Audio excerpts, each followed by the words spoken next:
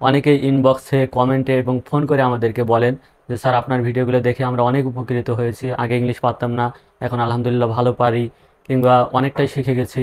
কেউ কেউ আবার কোর্স কমপ্লিট করে আমার ঠিকানায় গিফট পাঠিয়ে দেন। তো সবাইকে আমার অন্তরস্থল থেকে খুবই ধন্যবাদ। তো আপনাদের এসবে আমার কতটা খুশি লাগে আমি আসলে ভাষায় প্রকাশ করতে পারবো না। এটা একজন ইনস্ট্রাক্টরের জন্য অনেক বেশি আনন্দের, অনেক বেশি খুশির, যেটা প্রকাশ করার মতো না। তো আমরা এর আগে কিছু ক্লাস দেখিয়েছি, আমরা স্পোকেন ইংলিশ নিয়ে আগে কাজ করেছি। তারপর আপনাদেরকে অনেকে আমাদের নক করেছেন ইংরেজি রিডিং শেখার জন্য।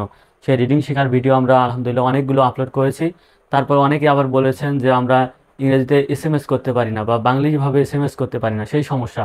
তো সেগুলোর জন্য আমরা বেশ কিছু ভিডিও আপলোড করেছি, আপনারা রিকোয়েস্ট করেছিলেন, কমেন্টে কল দিয়ে রিকোয়েস্ট করেন। তো আজকে আমরা সেই ধারাবাহিকতায় আজকে 8 নাম্বার ক্লাসটা আমরা দেখব। তো দৈনন্দিন কথোপকথনের বিভিন্ন কথাগুলো আমরা ইংরেজিতে কনভার্ট করে করে আপনাদের দেখিয়েছি। আজকে কিন্তু আমরা সেই দৈনন্দিন কথোপকথনগুলো দেখব না, আজকে আমরা দেখব বিভিন্ন মনীষীদের উক্তিগুলো। যেমন এখানে একটা আছে, ছোট ছোট বালুকণা বিন্দু বিন্দু জল গড়ে তোলে মহাদেশ সাগর অতল। তো এটি আমরা আজকে ইংলিশে কনভার্ট করে করে বিশ্লেষণ করে দেখব। প্রত্যেকটা শব্দ আমরা বিশ্লেষণ করে ভেঙে ভেঙে দেখাবো, যাতে করে আপনাদের কাছে বিষয়গুলো একদম খোলাসা হয়ে যায়। তো আমি যে এরকম করে করে বলি যে সর জন্য এটা নিতে হবে, টর জন্য এটা নিতে হবে, তো এরকম কোনটার জন্য কোনটা বাংলা প্রতিবর্ণ বা ইংলিশ প্রতিবর্ণ নিতে হয়, সেই শিটগুলো কিন্তু আমার কাছে পেয়ে যাবেন।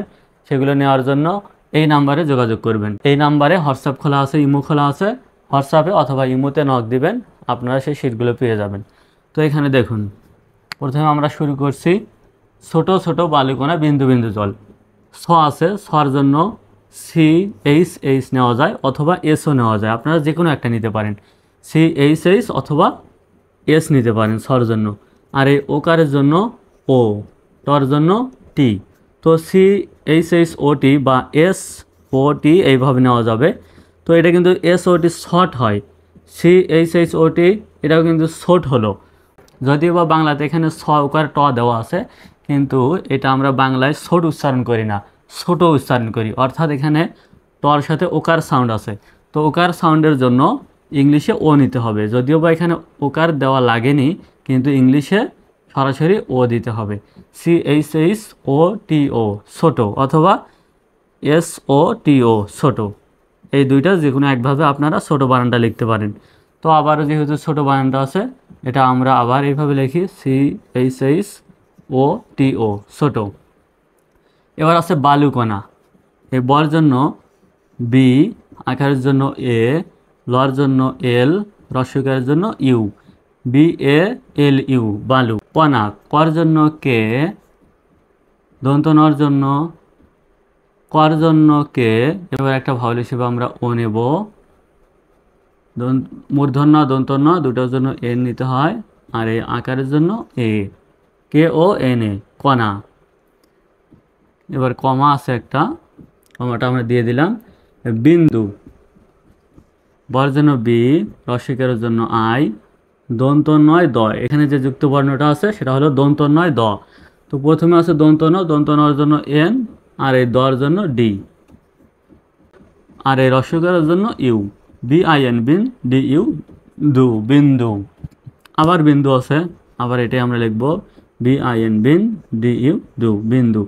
জল বানান, জল বানানটা জে, এই বর্গীয় জর জন্য জে অথবা জেড, তারপরে ভাওয়াল হিসেবে একটা ও, আর এই লর জন্য এল, JOL জল। ছোট ছোট বালুকণা বিন্দু বিন্দু জল।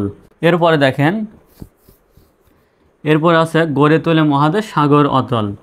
গড়ে, গড় জন্য জি, এটা বাক্যের শুরুর জন্য আমি জিটা বড় হাতে নিলাম। তো বড় হাতের এটা আমি নিয়ে নিলাম বা ক্যাপিটাল লেটারে নিয়ে নিলাম। তারপরে গ সাউন্ড, গর সাথে এখানে একটা ভাওয়াল হিসেবে ও নিতে হবে। গর জন্য জি, জির পর একটা ভাওয়াল হিসেবে ও নিলাম। আর এই ডয় বিন্দু রর জন্য আর। ডয় বিন্দু র হোক, বয় বিন্দু র হোক, যে কোনো র সাউন্ড হোক, বাংলাতে কিন্তু অনেকগুলো র সাউন্ড আছে।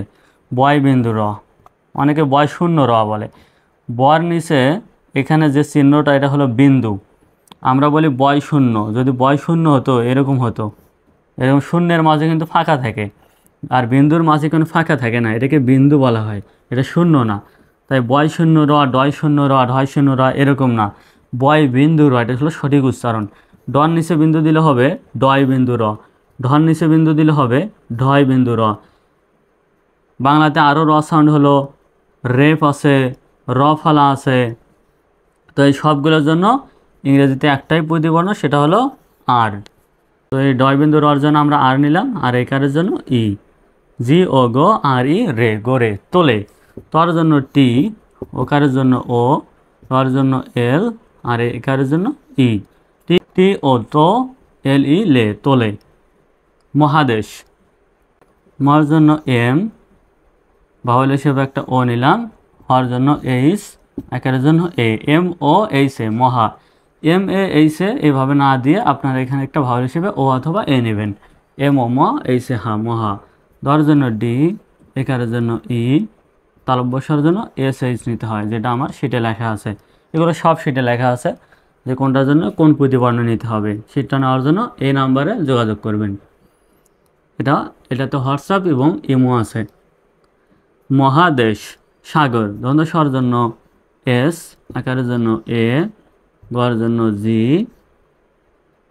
বাহুল হিসেবে ও নিলাম, আর রর জন্য আর। জি ও আর গর, এস এ সা, জি ও আর গর, সাগর। অতল, অর জন্য অ সাউন্ডের জন্য আমরা ও নিলাম, তর জন্য টি, দর জন্য এল। তো অটল এইভাবে কিন্তু হয়, ভাউল হিসেবে একটা আমরা এখানেও ও নিতে পারি, ও টি ও এল, অটল। তো হয়ে গেল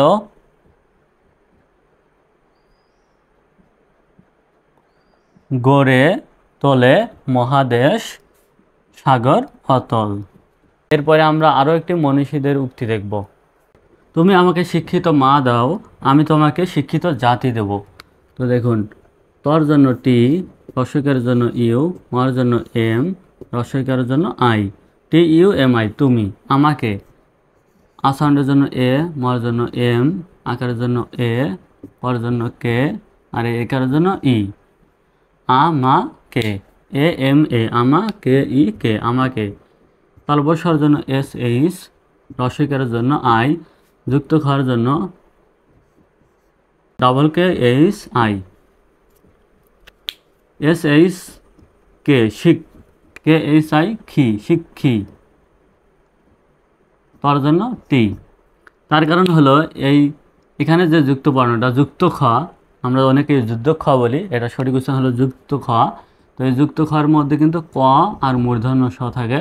আর এটার উচ্চারণ যদি করতে যান তাহলে দেখেন এখানে শিক্ষি, শিক্ষি, অর্থাৎ শিক্ষি, একটা ক আর খ উচ্চারণ হচ্ছে। প্রথমে শিখ, ক উচ্চারণ হচ্ছে, তারপরে খি, অর্থাৎ খর মতো উচ্চারণ হচ্ছে। তাই আমরা যেহেতু প্রথমে কর মতো উচ্চারণ হচ্ছে তাই কে নিয়েছি, পরের বার যেহেতু খর মতো উচ্চারণ হয়েছে তাই কে এইচ নিয়েছি, কে এইচে খ হয়। তাই এস এইচ আই কে, শিখ, কে এইচ আই টি, খিত, শিক্ষিত। কিন্তু এটাই বানানটা কিন্তু শিক্ষিত নয়, শিক্ষিত, অর্থাৎ এখানে ওকার একটা সাউন্ড আছে, এই জন্য আমাদের ও নিতে হবে। এ হয়ে গেল শিক্ষিত ও তো, শিক্ষিত। মা, এ মা বানানোর জন্য এম এ দিতে পারেন অথবা এম ডাবল এ দিতে পারেন, কোনো সমস্যা নেই। ডাবল এ দিলে বরং বেশি অ্যাপ্রোপ্রিয়েট হবে। এম ডাবল এ মা, যেহেতু এটা বাংলা শব্দ তাই আপনি এভাবে লিখতে পারেন, এম ডাবল এ, এটাই বেশি সঠিক। এম এতে সাধারণত মেয়া উচ্চারণ হয়, তাই এভাবে না লিখে এম ডাবল এ দিলে বেশি ভালো হয়। দাও, দর জন্য ডি, আকারের জন্য এ, আর এই ওর জন্য ও, ডি এ ও, দাও। আমি, এ এম আই, আমি। তোমাকে, টি ও এম এ কে ই, তোমাকে। শিক্ষিত, শিক্ষিত বানানটা আমরা অলরেডি দেখেছি, এস এইচ আই কে, শিখ, K H I T O, শিক্ষিত। জাতি বানানটা দেখেন, প্রথমে আছে জ, জর জন্য জে, আকারের জন্য এ, তর জন্য টি, আর এই রসইকারের জন্য I, J A T I, জাতি। দিব, দর জন্য ডি, রসইকারের জন্য আই, বর জন্য বি। আর ওকার সাউন্ড থাকার কারণে যেহেতু দ্বীপ নয় দিব, তাই একটা ও নিতে হবে, ডি আই ডি বি ও, বো, দিব। আমি তোমাকে শিক্ষিত জাতি দেব। তুমি আমাকে শিক্ষিত মা দাও, আমি তোমাকে শিক্ষিত জাতি দেব। তো খুব সুন্দর কিন্তু একটি কথা, কারণ মা যদি শিক্ষিত হয় তাহলে তার সন্তানগুলোও শিক্ষিত হয়। আর সবার মা যখন শিক্ষিত হবে, সবার সন্তানও যখন শিক্ষিত হবে, তখন কিন্তু একটা জাতিই শিক্ষিত হয়ে যাবে। নেপোলিয়ন এই কথাটি বলেছিলেন। খুব চমৎকার একটি উক্তি। Thank you so much for watching this class. যারা আমাদের অনলাইন পেইড ব্যাচে ভর্তি হতে চাচ্ছেন তারা এই নাম্বারে যোগাযোগ করবেন। সেখানে আমরা পার্সোনালিও পড়াই, ব্যাচের মাধ্যমে সবাইকে একসঙ্গেও পড়াই। আমার YouTube channel English antibiotic subscribe করে রাখবেন। আল্লাহ হাফেজ।